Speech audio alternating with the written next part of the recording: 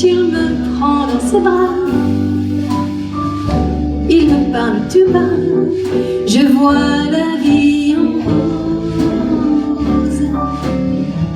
Il me dit des mots d'amour, des mots de tous les jours, et ça me fait quelque chose. Hey, Happy New Year, folks. This is an absolute pleasure for me to do. Thank you for taking out the time. Margot, thank you. You know, I have lived in 3 different countries, very different cultures.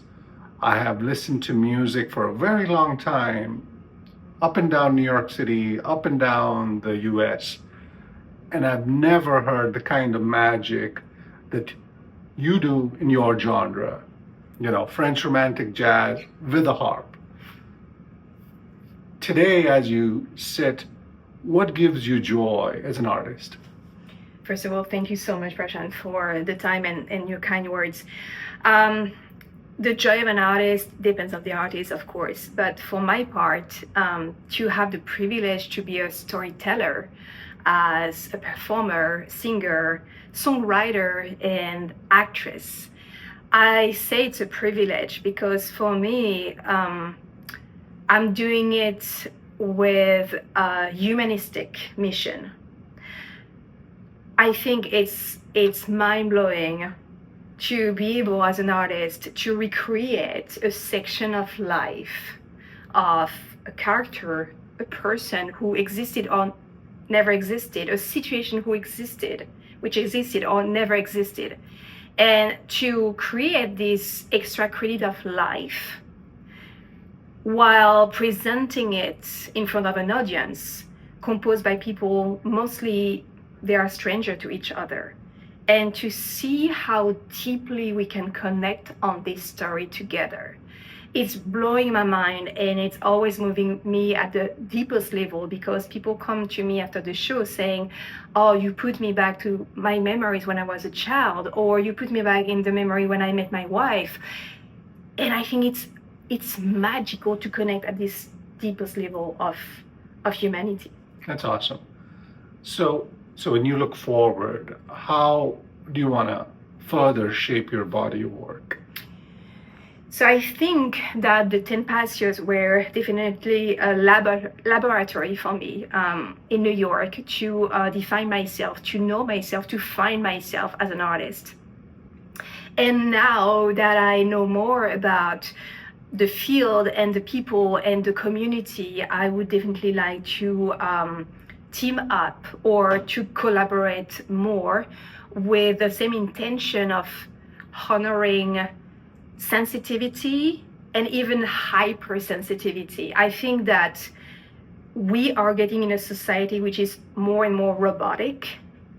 And don't get me wrong, technology is amazing as long as we don't forget that we are human and we need the complexity of the human being on every level. And I think that people, for instance, as Michael Shore, who did recently The Good Place or The Man on the Inside, I think from its perfection, I would love to work with him because what he's doing is funny, light, entertaining, but in the meantime, there are some layers of reflection on what is the most important and what is valuable in a human life. Mm-hmm. So you know, I have the pleasure of being able to see you when I like in New York City, right? But from a global audience perspective, how can people hear your music, or if they are in the Northeast, or if they haven't heard of you, but they're in New York City, but they want to have you come and perform at an event, how can people get in touch with you?